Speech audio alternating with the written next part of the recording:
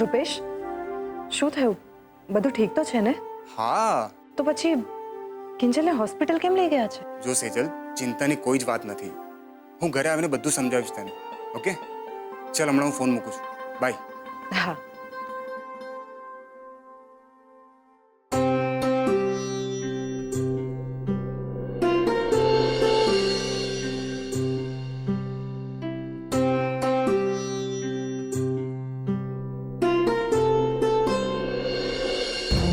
આવીને કહું અંગત કામ છે અને પછી ડ્રાઈવરની પાસેથી ખબર પડે છે કે શું અંગત કામ હતું. કોઈ પણ માણસ હોય ને તો એ ડાયરેક્ટ કે ભાઈ તું પાર્કો છે, ડિસ્ટન્સ મેન્ટેન કર, તને હકીકત નથી કેવી. પણ આ તો ખોટું. એટલે ઉત્કર્ષ, તું અહીંયા હજી સૂતો નથી? નાના આંટી, બેસ બેસ બેટા, બેસ. ક્યારનો અહીંયા જ આટા મારી રહ્યો છું આંટી. અને રૂપેશે જે જુઠ્ઠાણું ચલાવ્યું છે ને એને કારણે. રૂપેશ, મેં જૂઠું બોલે? હું નથી માનતી. અરે તમે શું આંટી, હું પણ નહોતો માનતો, પણ આ તો મેં મારી સગી આંખે જોયું એટલે કહું છું. રૂપેશ જુનાગઢ ગયો જ નથી. શું? એ ગઈકાલ રાતનો સેજલ ભાભી અને કિંજલની સાથે આટાફેરા મારી રહ્યો છે તાપીનગરમાં જ. ડ્રાઈવરે પણ મને કહ્યું કે આ જ આટાફેરા મારવામાં કિંજલ ગાયબ થઈ ગઈ. કિંજલ ગાયબ થઈ ગઈ? હા આંટી. હવે તમે જ મને કહો, એક તો ઘરેથી જુનાગઢનું ખોટું બોલીને નીકળ્યો અને પછી કિંજલનો આ પ્રોબ્લેમ થયો, તો વાંક કોનો આવશે? પછી માસુ અંકલ ભડકે કે નહીં? અત્યારે તું શાંત થા, હું રૂપેશ સાથે વાત કરીશ. કદાચ એવું બને કે કિંજલ અને સુશાંતનો પ્રોબ્લેમ ચાલે છે, એના લીધે કોઈક વાત છુપાવવી પડી હોય. પણ આટલી મોટી વાત આંટી, સુશાંત મગજનો ફરેલ છે, એ કંઈ પણ કરી શકે છે. હું જાણું છું બેટા, હું વાત કરું છું એની સાથે.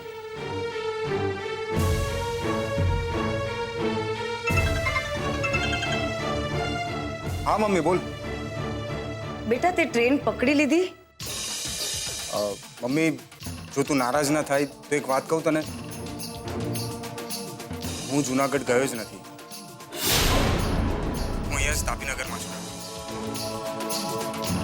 અને હું ખોટું શું કામ બોલી રહ્યો છું એ વાતનો જવાબ દેવાની પરિસ્થિતિમાં અત્યારે નથી. અત્યારે હું એટલું જ કહીશ કે સુશાંત પકડાઈ ગયો છે.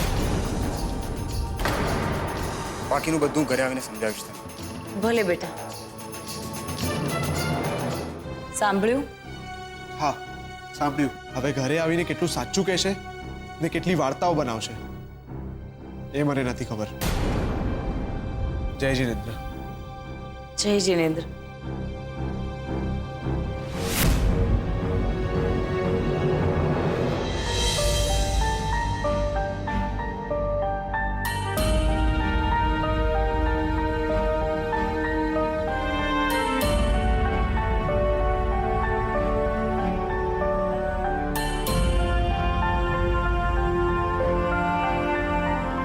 હજુ સુધી આવ્યા કેમ નહીં? હું આવે કેટલી વાર થઈ. આવી ગયા લાગે છે.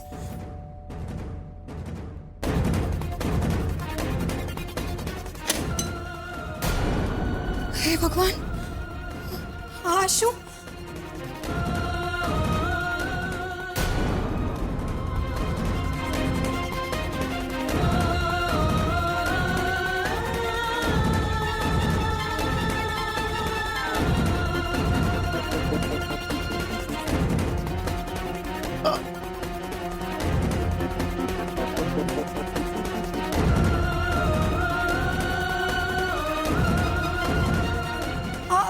શું થઈ ગયું? હીરા, કાંઈ નથી થયું, બધું ઠીક છે. હા મમ્મીજી, તમે ચિંતા નહીં કરો. અને હું તો કહું છું કે ચિંતા કરવા કરતા ઘરમાં લાપસી મૂકો આજે. ખરેખર. અરે આ બહાદુર છોકરી છે ને તમારી, આજે ગજબની હિંમત બતાવી છે. પેલા સાયકો સુશાંતનો સામનો કર્યો છે. ખરેખર કિંજલ, તું ઝાંસીની રાણી છે.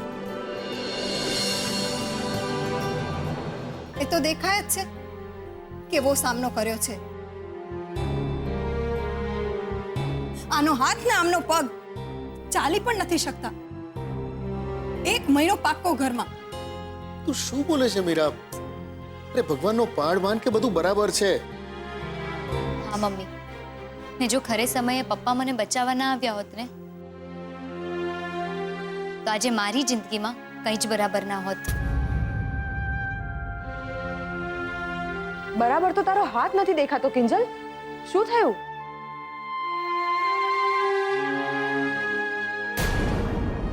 વાગ્યું કે પછી સુશાંતે માર્યું? જો મને લાગે છે કે આ બધી વાત કરતા પહેલા પપ્પાજી અને કિંજલ તમારે થોડો આરામ કરી લેવો જોઈએ. અને હું રાણા સાહેબ સાથે બાકી વધેલી ફોર્માલિટીઝ પૂરી કરીને આવું છું. અને હા કિંજલ, રાણા સાહેબ કદાચ તારું સ્ટેટમેન્ટ લેવા આવશે અને બની શકે કે થોડા ઘણા સવાલ જવાબ પણ કરે, તો માનસિક તૈયારી રાખજે. ઓકે? હા જીજુ. તો પપ્પાજી હું રજા લઉં? રમેશકુમાર, જો હું એમ કહું કે તમે પણ થોડો આરામ કરી લ્યો તો? અરે ના ના પપ્પાજી, આજે નહીં, આજે રહેવા દો.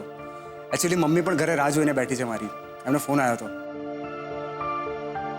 અને એને પણ તું જુઠ્ઠું બોલીને ગયો હતો ને જુનાગઢનું, તો માફી માંગવી પડશે મારે. ખબર નહીં કેટલી નારાજ હશે મારાથી. નારાજ નહીં રૂપેશ કુમાર, ગર્વ લેશે તમારા પર. આજે તમે જે મારી કિંજલ માટે કર્યું છે ને, એના માટે તો હું શું કહું તમને.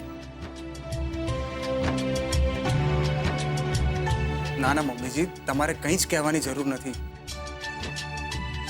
અરે જ્યારે કોઈ માણસ પોતાના ઘર માટે, પોતાના પરિવાર માટે કંઈક કરતો હોય ને, તે પોતાની ફરજ સમજીને કરતો હોય છે, આભારની અપેક્ષા સાથે નહીં. ચાલો હું નીકળું.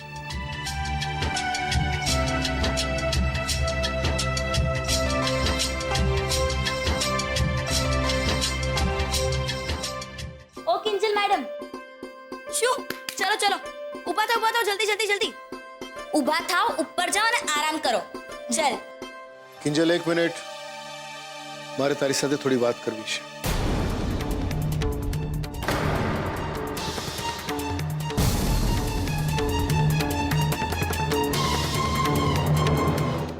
શું વાત કરે છે? પક્કું? અરે હું હમણાં જ બધાને બ્રેકિંગ ન્યૂઝ આપું છું. હા. અરે વાહ પપ્પા, સવારના સોલિડ બ્રેકિંગ ન્યૂઝ હાલ આવ્યો છે. સુશાંત જેલમાં ગયો છે. શું? અને એનો ગુનો શું છે ખબર છે? કિંજલ ભટ્ટનું અપહરણ. રાહુલિયા, કિંજલડી જુનાગઢ ગઈ છે. હવે હવારમાં ગપ્પા મારવાનું રહેવા દે ને પૈસા. અરે બા, ગપ્પા નથી મારી રહ્યો, સાચું કહી રહ્યો છું. ખુશ્બુએ મને કીધું, અને ખુશ્બુ શું છે એ તો તમે ઓળખો જ છો.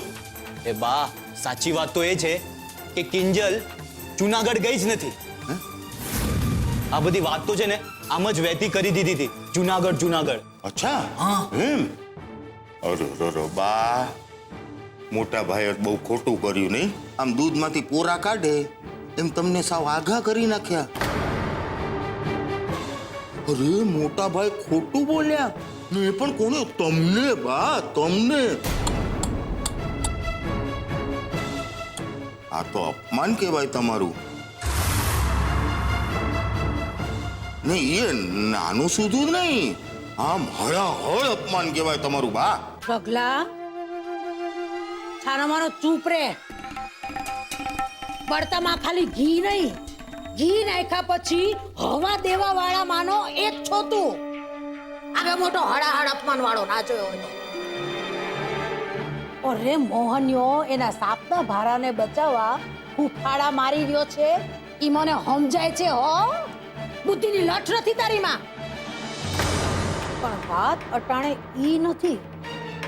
વાત ઈ છે કે સુશાંતિયાએ કિંજલડીના અપહરણની હાથે હાથે એનું ચીરહરણ તો નથી કરી નાખ્યું ને.